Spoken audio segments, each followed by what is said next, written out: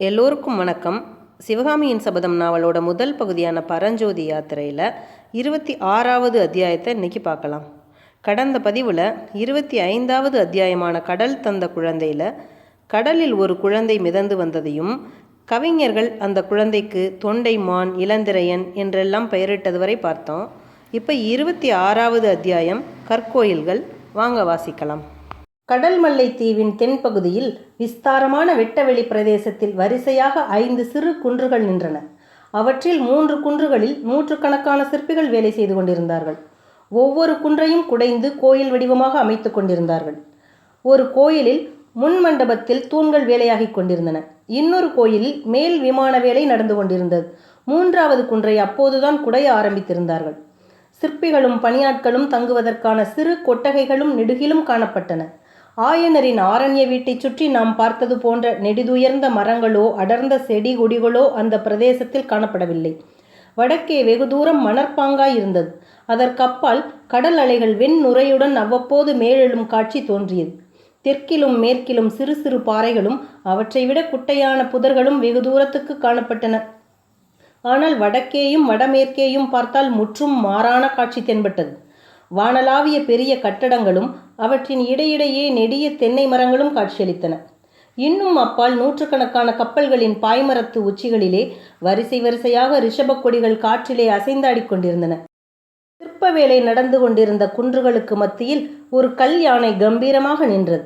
அதன் பின்னால் இன்னும் கம்பீரமாக அலங்கரிக்கப்பட்ட பல்லவ சாம்ராஜ்யத்தின் பட்டத்து யானை நின்றது. யானையின் மீது வந்த சக்கரவர்த்தியும் அவருடைய குமாரரும் கீழே இறங்கி கல்யாணையின் அருகில் நின்றார்கள். அவர்கள் மீது வெயில் படாமல் ஒரு விசாலமான வெண்குடையை பணியாட்கள் பிடித்து கொண்டிருந்தார்கள்.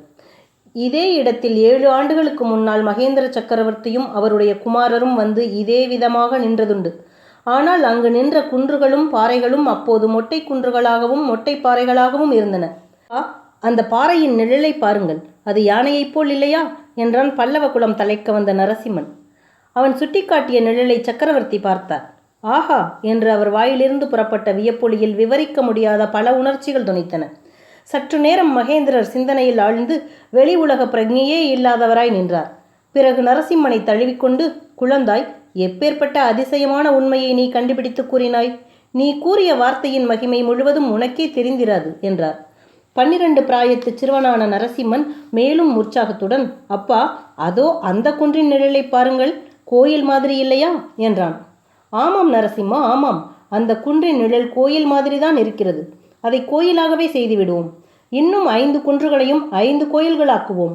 இன்னும் இங்குள்ள சில பாறைகளை யானையாகவும் சிங்கமாகவும் நந்தியாகவும் ஆக்குவோம். இந்த துறைமுகத்தை சொப்பனலோகமாக்குவோம். 1000 வருஷங்களுக்கு பிறகு இந்த துறைமுகத்துக்கு வருகிறவர்கள் எல்லோரும் பார்த்து பிரமிக்கும்படியாக செய்வோம் என்றார். சீக்கிரத்திலேயே அந்த பிரதேசத்துக்கு சிற்பிகள் பலர் சிற்றுளிகளுடன் வந்து சேர்ந்தார்கள். குன்றுகளிலும் பாறைகளிலும் வேலை செய்ய தொடங்கினார்கள். நேற்று வரை அமைதி குடிகொண்டிருந்த இடத்தில் நூற்றுக்கணக்கான சிற்றுளிகளின் சப்தம் கள் கள் என்று கேட்க ஆரம்பித்தது.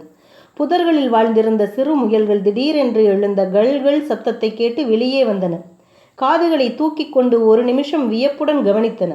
பின்னர் அந்த இடத்திலிருந்து ஓட்டம் பிடித்தன. அன்று தொடங்கிய சிற்ப பணி இன்றைக்கும் அங்கே தொடர்ந்து நடந்து கொண்டிருந்தது. சக்கரவர்த்தியும் மாமல்லரும் அன்றைக்கு நின்ற அதே இடத்தில் இப்போது யானையாகவும் சிங்கமாகவும் ரிஷபமாகவும் உருவெடுத்த பாறைகளுக்கு அருகில் நின்று கொண்டிருந்தார்கள்.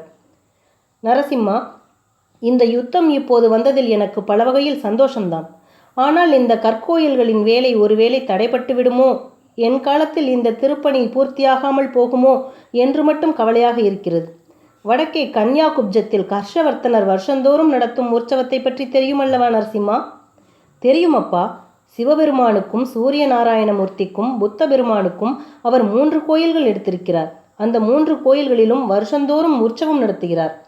3 மதத்தைச் சேர்ந்த பிரஜைகளும் வந்து ஒரே சமயத்தில் உற்சவம் கொண்டாடுகிறார்கள் என்று கேள்விப்பட்டிருக்கிறேன். மாமல்லா, ஹர்ஷவர்தனர் இந்த பல்லவ சாம்ராஜ்யத்தை காட்டிலும் எவ்வளவோ பெரிய சாம்ராஜ்யத்தை ஆளுகிறார். அவருடைய செல்வமோ நம்முடையதை விட பன்மடங்கு அதிகமானது. அவருடைய புகழ் இன்றைக்கு உலகமெல்லாம் பரவியிருக்கிறது. ஆனால் என்னுடைய உத்தேசம் மட்டும் நிறைவேறுமானால் ஹர்ஷர் மட்டுமல்ல, இந்த பாரத வருஷத்தில் இதுவரையில் எந்த அரசரும் சக்கரவர்த்தியும் அடையாத கீர்த்தியை பல்லவகுலம் அடையும். ஹர்ஷர் நிர்மாணித்திருக்கும் கோயில்கள் செங்கலினாலும் மரத்தினாலும் ஆனவை. 100 வருஷத்தில் அவை சிதைந்து மறைந்து போய்விடும். ஆனால் இந்த கற்கோயில்களுக்கு அழிவென்பதே கிடையாதல்லவா? இக்கோயில்களில் எந்த தெய்வங்களை எழுந்தருளச் செய்ய போகிறீர்கள் அப்பா? சிவபெருமான், பார்வதி, விநாயகர், சுப்பிரமணியர், சண்டிகேஸ்வரர் ஆகிய பஞ்சமூர்த்திகளுக்குத்தான் இந்த 5 கோயில்களும் அல்லவா? இல்லை நரசிம்மா, ஹர்ஷவர்தனரை காட்டிலும் அதிகமாக ஒரு காரியம் செய்ய போகிறேன். இந்த தமிழகத்தில் பரவியுள்ள 4 பெரிய சமயங்களுக்கும் 4 கோயில்களை அர்ப்பணம் செய்ய போகிறேன். ஒரு கோயிலில் சிவபெருமானும் பார்வதி தேவியும் வீற்றிருப்பார்கள். 2வது கோயிலில் திருமாலும் திருமகளும் குடிகொள்ளுவார்கள். 3வது கோயிலை புத்த பெருமானின் பெரிய விக்கிரகம் அலங்கரிக்கும். 4வது கோயிலில் சமண சமயத்தை ஸ்தாபித்த வர்த்தமான மகாவீரர் எழுந்தருளுவார். ஹா என்று பெரு வியப்புடனும் பெருமிதத்துடனும் மாமல்லர் கூறினார்.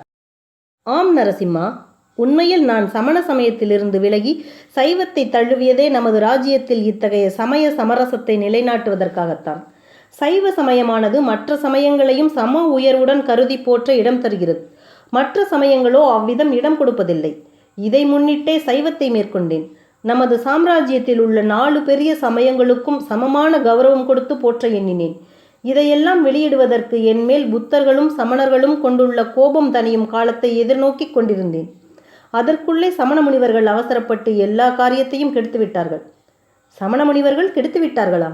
ஆமாம், அவர்களால் வந்ததுதான் இந்த யுத்தம். காஞ்சியிலிருந்து 4 புறங்களுக்கும் புறப்பட்டு சென்ற சமண முனிவர்கள் சும்மா இருந்து விடவில்லை.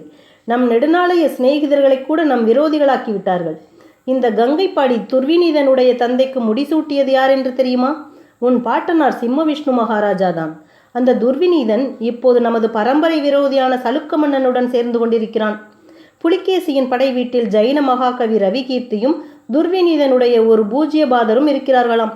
சைனியத்துடன் சேர்ந்து அவர்களும் வந்து கொண்டிருக்கிறார்களாம். உலக பற்றற்ற முனிவர்கள், அதிலும் கொல்லாமை விரதம் கொண்ட சமண குருக்கள் போர்க்களத்துக்கு வருவது என்றால், ஆஹா, அவர்களுக்கு என்மேல் எவ்வளவு துவேஷம் ஏற்பட்டிருக்க வேண்டும். அதை பற்றி என்ன கவலையப்பா? சமண முனிவர்கள், புத்த பிஷுக்கள் எல்லோரும் நம் விரோதிகளுடன் சேரட்டும். திரிநேத்திரதாரியான சிவபெருமான் அருளாலும் சக்ராயுதத்தை ஏந்திய திருமாலின் கிருபையினாலும் நாம் வெற்றி கொள்ளுவோம். வெற்றி தோல்வியை பற்றி நான் அவ்வளவாக கவலைப்படவில்லை. என்னுடைய நோக்கத்துக்கு இடையூறு நேர்ந்து விட்டதே என்றுதான் வருத்தப்படுகிறேன் என்று சக்கரவர்த்தி கூறியபோது அவருடைய குரலில் துயரம் தொனித்தது.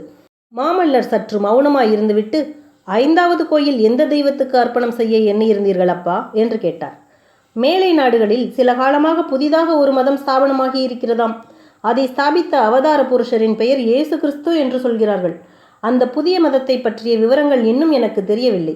தெரிந்தவுடனே அந்த புதிய மதத்தின் தெய்வம் எதுவோ அதை அந்த 5வது கோயிலில் எழுந்தருளச் செய்ய எண்ணியிருந்தேன். ஆனால் அதெல்லாம் பகற்கனவாக போய்விடும் போலிருக்கிறதே. மகேந்திரரின் யோசனைகளை கேட்டு பிரமித்த மாமல்லர், ஏன் பகற்கனவாக போக வேண்டும்? யுத்தத்தினால் இந்த சிற்பப்பணி ஏன் தடைப்பட வேண்டும் என்று கேட்டார். தடைப்படாமல் இருக்க வேண்டும் என்பதுதான் என் ஆசை. யுத்தம் முடிவதற்குள்ளே இந்த 5 கோயில்களும் பூர்த்தியாக வேண்டும் என்று விரும்புகிறேன். அதற்காக ஆயனரை இங்கே வரச் சொல்லி இருக்கிறேன். அவர் நடுக்காட்டில் போய் உட்கார்ந்திருப்பதால் வேலை நிதானமாக நடக்கிறது. அவரை இங்கேயே தங்கி வேலையை துரிதமாக முடிக்கும்படி சொல்லப் போகிறேன். அதோ ஆயனரும் வந்துவிட்டார். நரசிம்மர் ஆவலுடன் திரும்பி பார்த்தார். அவருடைய ஆவல் பூர்த்தியாயிற்று. சற்று தூரத்தில் வந்து கொண்டிருந்த சிவிகையில் ஒரு பக்கத்தில் ஆயனர் எட்டி பார்த்து கொண்டிருந்தார். மற்றொரு பக்கம் பட்டப்பகலில் பூரணச்சந்திரன் பிரகாசிப்பது போல் ஒரு காட்சி தென்பட்டது. அந்த பூரணச்சந்திரன் சிவகாமியின் வந்தான் என்று சொல்லவும் வேண்டுமோ?